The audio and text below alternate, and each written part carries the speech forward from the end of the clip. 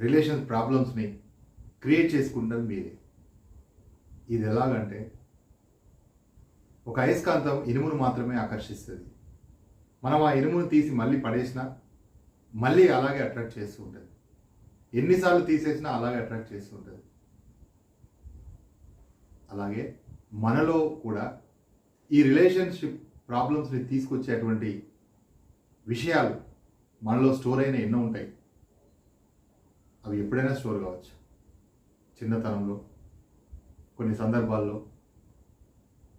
So ఎంతవరకు అయితే ఆ అట్రాక్ట్ చేసేటువంటి విషయాలు మన నుండి రిలీజ్ కావో అంతవరకు పదే పదే ఈ ప్రాబ్లమ్స్ మనం రిపీట్ చేస్తుంటాం.